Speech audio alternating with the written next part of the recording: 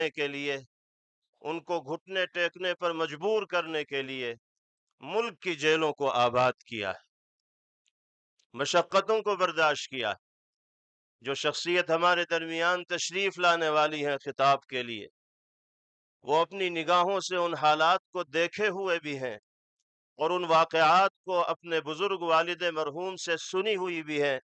میری مراد ہم سب کے مخدوم و محترم امیر ملت اسلامیہ، امیر الہند، صدر جمعیت علماء ہند دارالعلوم دیوبند کے صدر المدرسین حضرت اقدس مولانا سید ارشد مدنی دامت برکاتہم العالیہ ہیں۔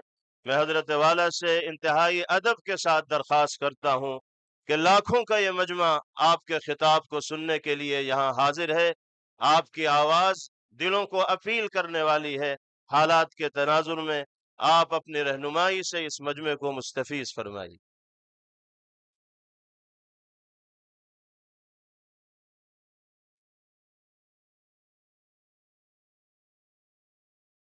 بیٹھ جائیے، سکون کا ماحول بنائے رکھیے، اطمینان اور سکون کا ماحول بنائے رکھیے۔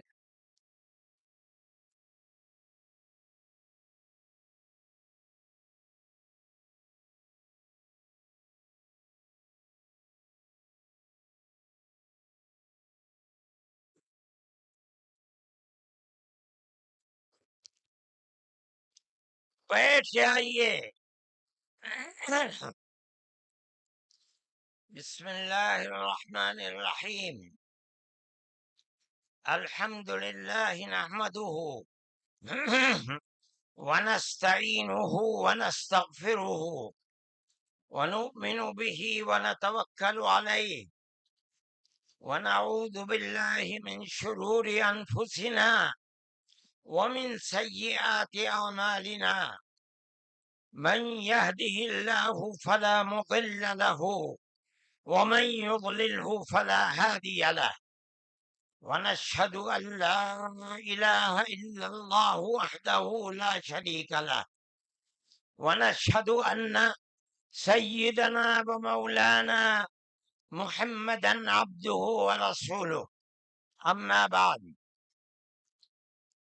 صدر محترم، عزیزم محمود اسعد سلمہ، مہمانان کرام،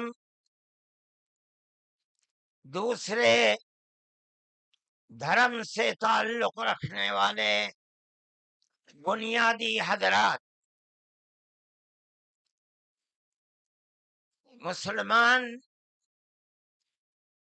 اس ملک کے اندر ہم اور آپ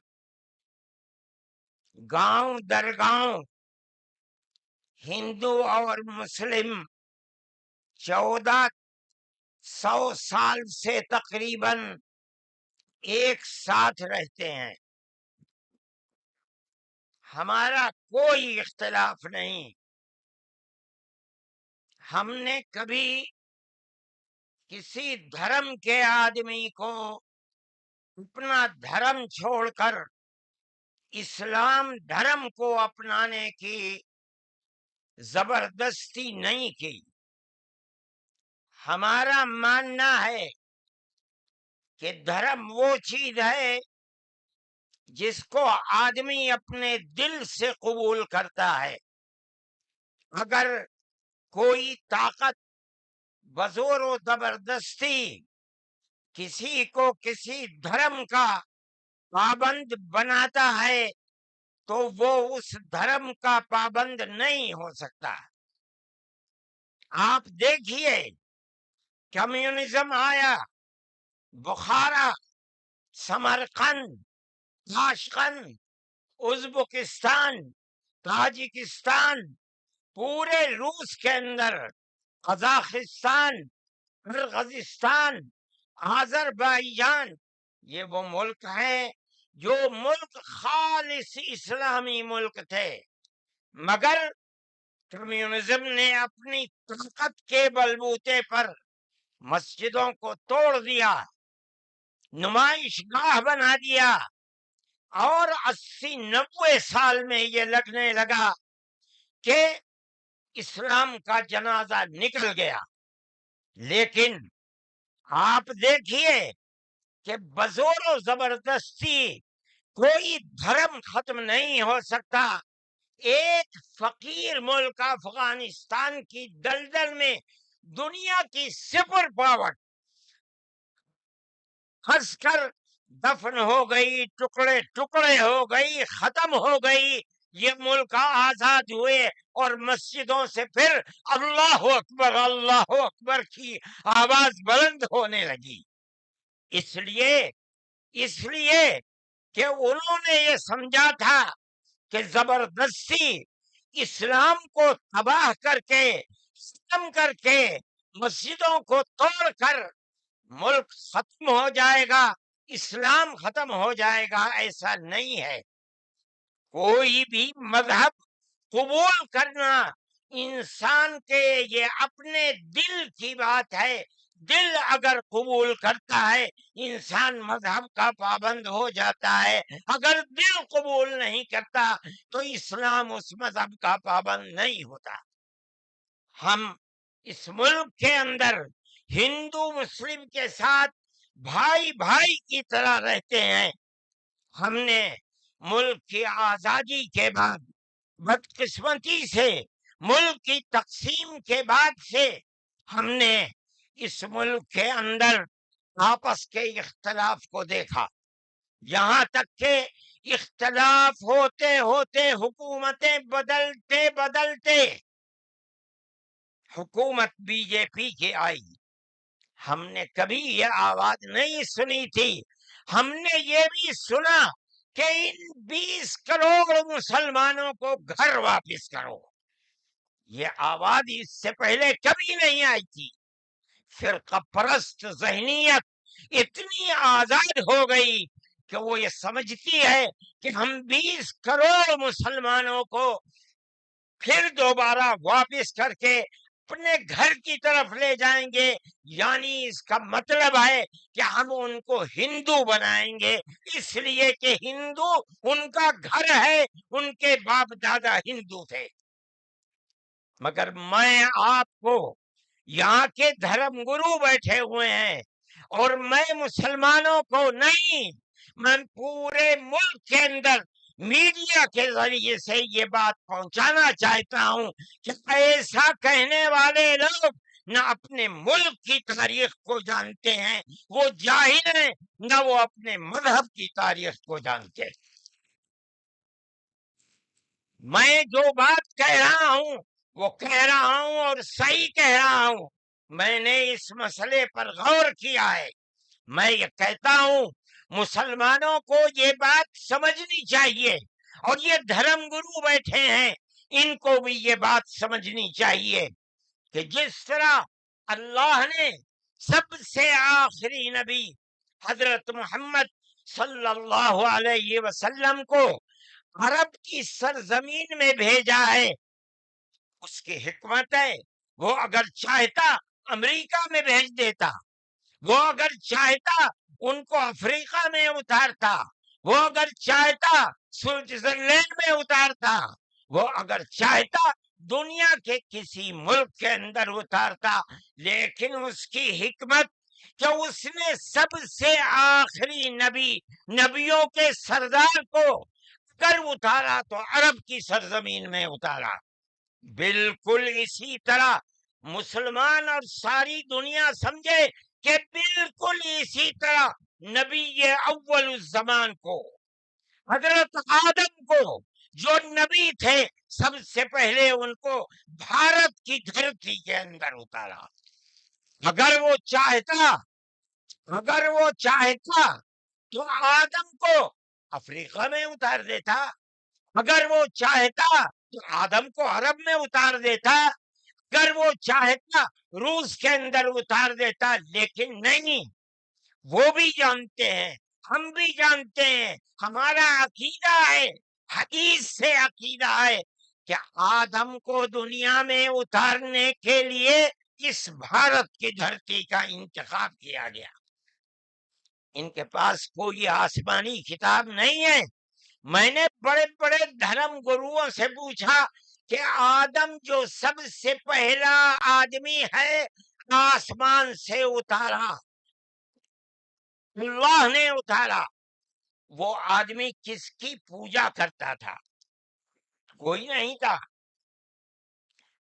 دنیا کے اندر، یہاں ایک آدم تھا، اس آدم کو کہتے کیا ہو؟ لیکن چونکہ کوئی آسمانی کتاب نہیں ہے اس لیے لوگ مختلف باتیں کہتے تھے، لیکن بڑے بڑے دھرم گرو یہاں تک پہنچے، انہوں نے کہا کہ ہم اس کو منو کہتے ہیں۔ صحیح بات ہے، ہم آدم کہتے ہیں، یہ منو کہتے ہیں، ہم آدم کی اولاد کو آدمی کہتے ہیں، انگریزی بولنے والے ایڈم کہتے ہیں، فارسی اور عربی بولنے والے آدم کہتے ہیں، اور یہ اس کو منو کہتے ہیں جو اس بھارت کی دھرتی کے اوپر اترا۔ ہم آدم کی اولاد کو آدمی کہتے ہیں اور یہ منو کی اولاد کو منش کہتے ہیں۔ سوال یہ پیدا ہوتا ہے، میں نے بڑے بڑے دھرم گروؤں سے پوچھا، جب کوئی نہیں تھا، نہ شری رام تھے، نہ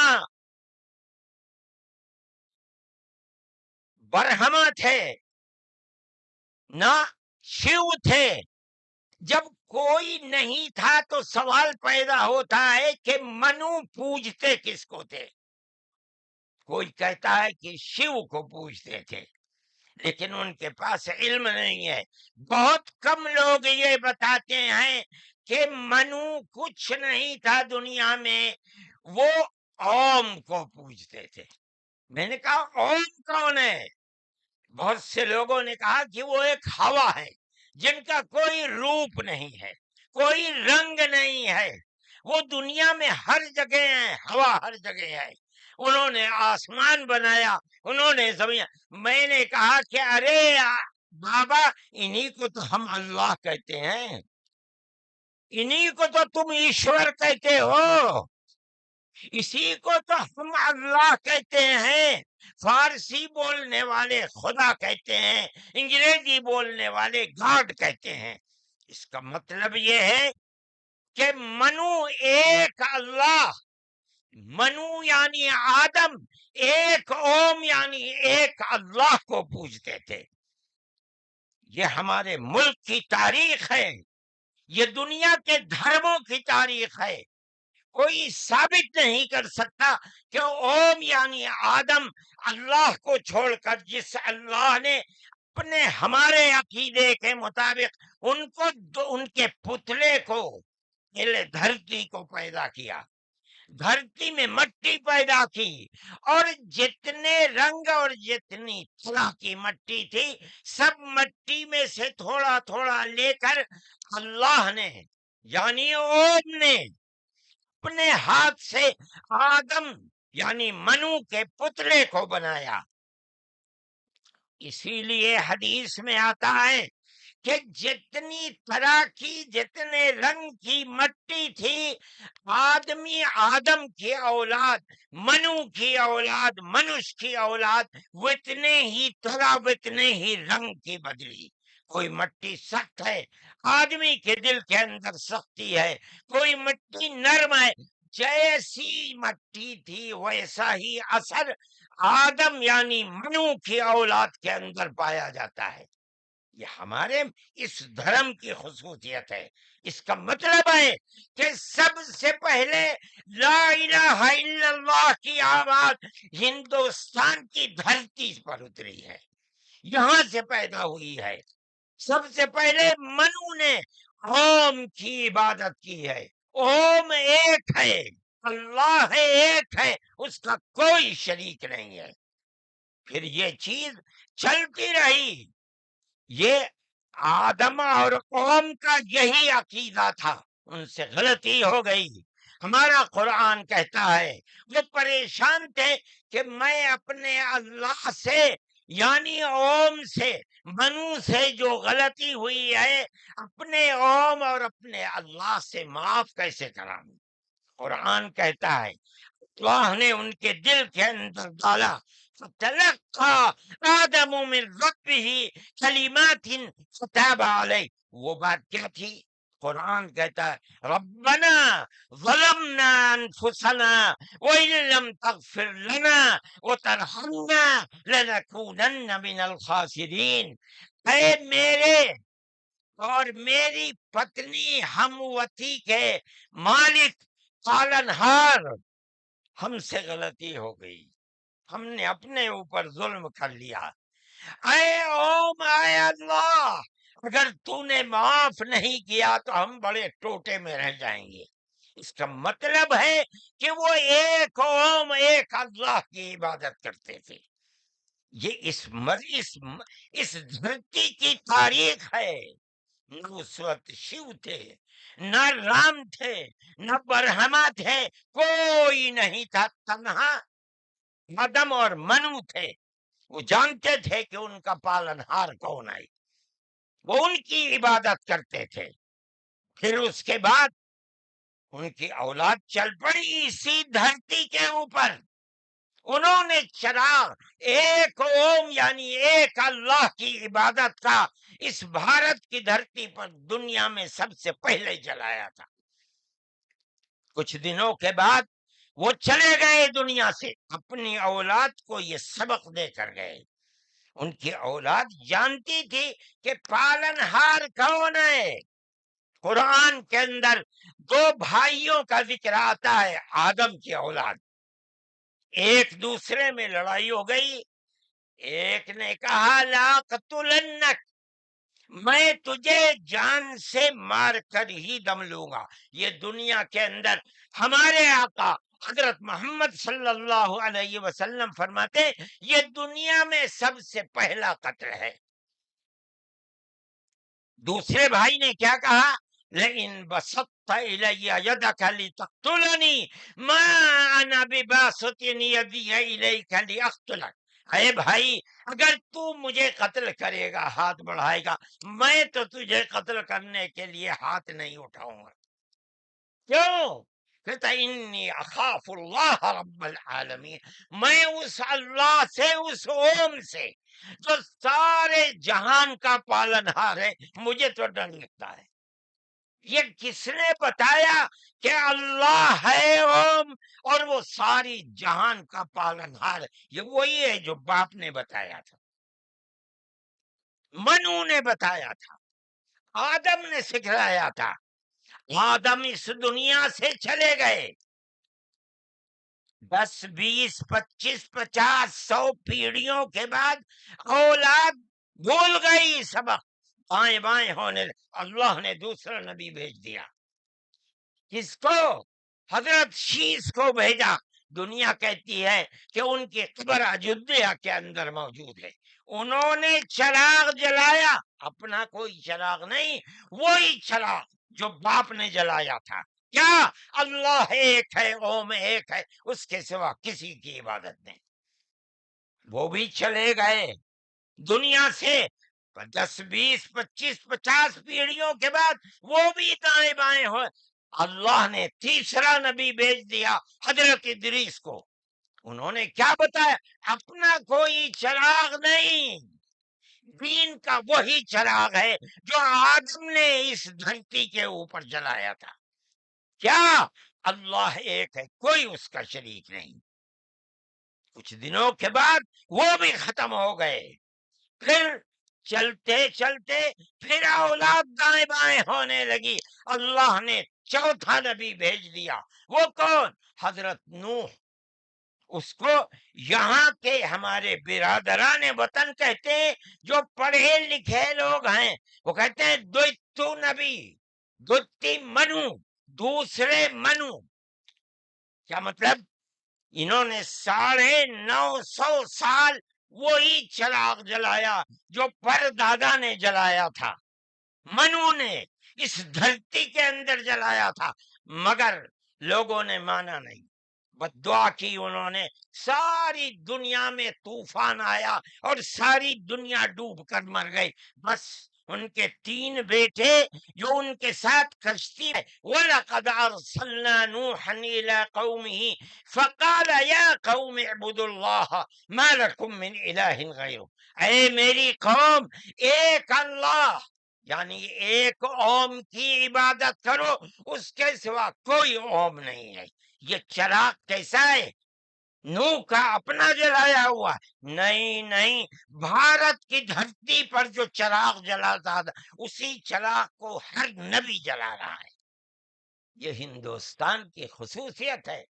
پھر اس کے بعد نبیوں کا سلسلہ شروع ہو گیا۔ جس طرح نوح کو بھیجا، قرآن کہتا ہے وَإِلَىٰ عَادٍ أَخَاهُمْ هُودًا، ہم نے قوم عاد کی ہدایت کے لیے نبی بھیجے ہود کو۔ انہوں نے کیا پیغام دیا؟ یا قوم اعبدوا اللہ ما لکم من الہ، اے میری قوم ایک اللہ کی عبادت کرو، اس کے سوا کوئی معبود نہیں ہے۔ کون اللہ؟ وہی اوم جس سب سے پہلے جس کی عبادت اس دھرتی کے اندر کی گئی۔ پھر اس کے بعد قرآن کہتا ہے وَإِلَىٰ ثَمُودَ أَخَاهُمْ صَالِحًا قال یا قوم اعبدوا اللہ ما لکم من الہ غیرہ، ایک لفظ کا بھی فرق نہیں۔ پھر قرآن کہتا وَإِلَىٰ مَدْيَنَ أَخَاهُمْ شُعَيْبًا قال یا قوم اعبدوا اللہ ما لکم، ہر ایک یہی کہ یہاں تک کہ میں تفصیل سے بچنا چاہتا ہوں، آتے آتے ہم بھی اسی طرح برباد تھے۔ جس طرح آج دنیا بھٹکی ہوئی ہے، اپنے اس دھرتی کے اوپر جو آواز اٹھی تھی ایک اوم یعنی ایک اللہ کی عبادت، دنیا ہٹ گئی، ہم بھی اسی طرح ہٹے ہوئے تھے۔ ہمارے برادران وطن نے 33 کروڑ اپنے جن کی پوجا ہوتی ہے انہیں بنا رکھا ہے دیوی دیوتا۔ ہم نے 360 دیوی دیوتا بنا رکھے تھے۔ روزانہ صبح کو اٹھ کر ہم ان کی عبادت کیا کرتے۔ ہم راستے سے بھٹکے ہوئے تھے، منو کے راستے سے بھٹکے ہوئے تھے۔ اللہ نے ایک یتیم کو پیدا کیا جس کا باپ جا چکا تھا، اس کو گود میں لیا اس کے دادا نے، 8 سال کے تھے، دادا بھی چلا گیا۔ دادا نے ہاتھ پکڑ کر کے اپنے بڑے بیٹے کے ہاتھ میں دیا، بکریوں کو چراتا تھا، لیکن عرب کے لوگ پڑوسیوں کے اوپر ظلم کرتے تھے، اس کا ویوہار بہت اچھا تھا، رشتہ داروں کو مال کو لوٹتے تھے، رشتہ داریوں کو توڑتے تھے، وہ جوڑتا تھا، غریبوں کی مدد کرتا تھا، ان کے بوجھ کو اپنے سر پر لیتا تھا، سچ بولتا تھا، جھوٹ نہیں بولتا تھا، کسی کی امانت کے اوپر دست درازی نہیں کرتا تھا۔ جب وہ 40 سال کا ہوا تو اس نے وہی چراغ جو بھارت کی دھرتی پر چلا تھا اس کو عرب میں چلایا۔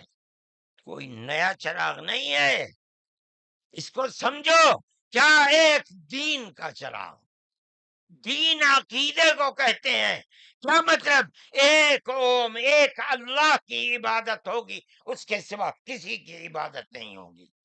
منیب غامدی کہتے ہیں کہ میں بازار میں تھا، میں نے دیکھا کہ ساری دنیا خرید و فروخت کر رہی ہے، ایک آدمی ہے جو یہ کہتا چلتا ہے یا ایھا الناس وحدوا اللہ تفلحوا، اے لوگو ایک اللہ ایک اوم کی عبادت کرو سفل ہو جاؤ گے۔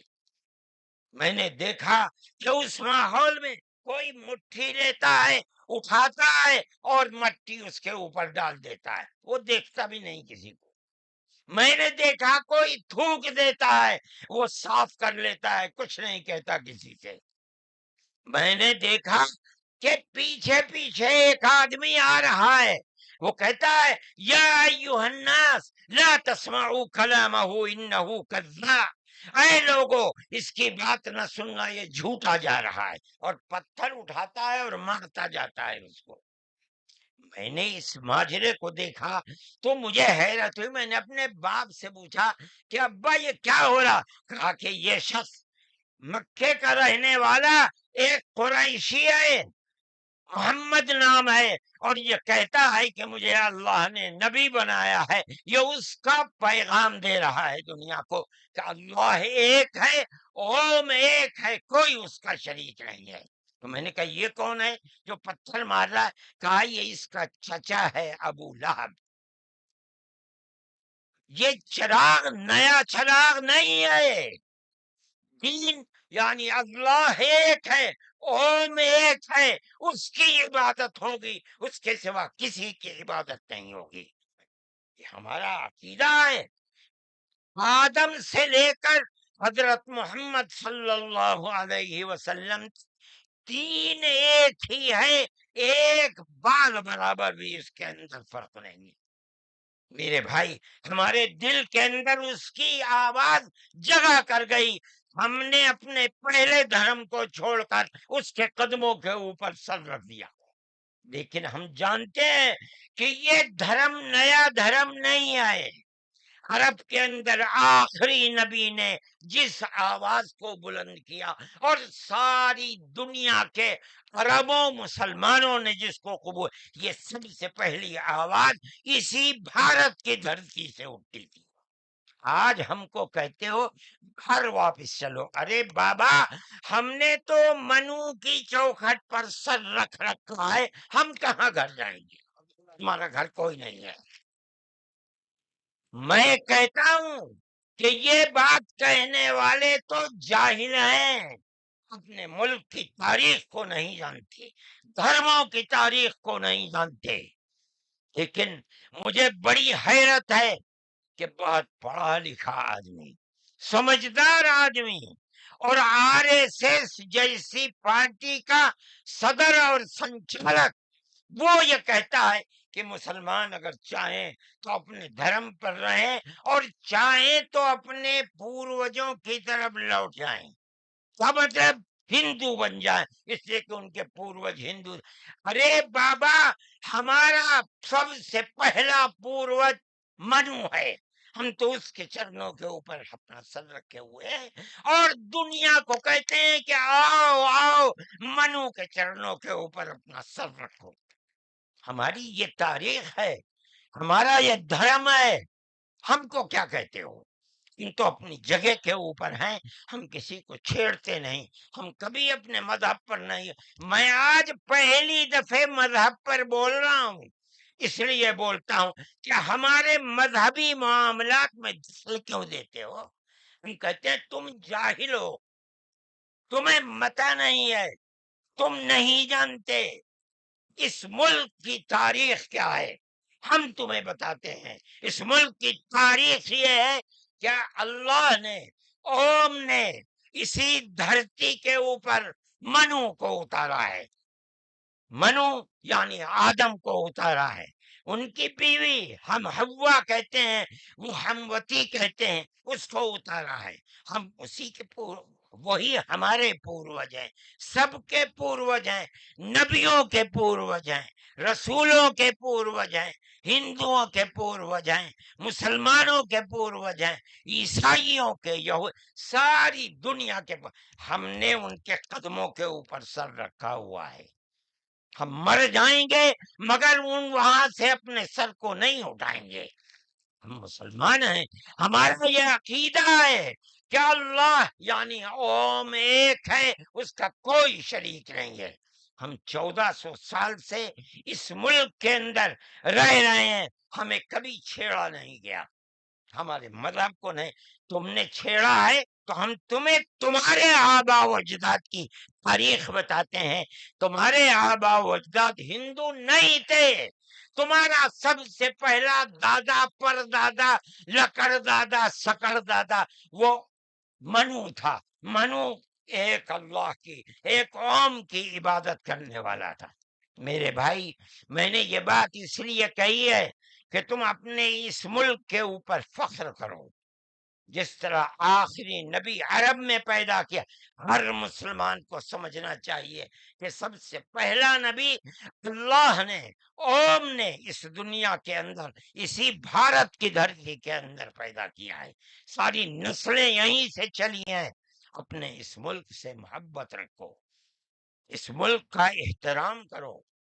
شریعت الگ الگ ہے لیکن دین یعنی عقیدہ ایک ہی ہے، اور وہ عقیدہ اس دنیا کے اندر اسی بھارت کی دھرتی سے چلا ہے۔ لوگ راستے سے بھٹک گئے، وہ دوسروں کی عبادت کرنے لگے، ہم نہیں بھٹکے، بھٹک گئے تھے۔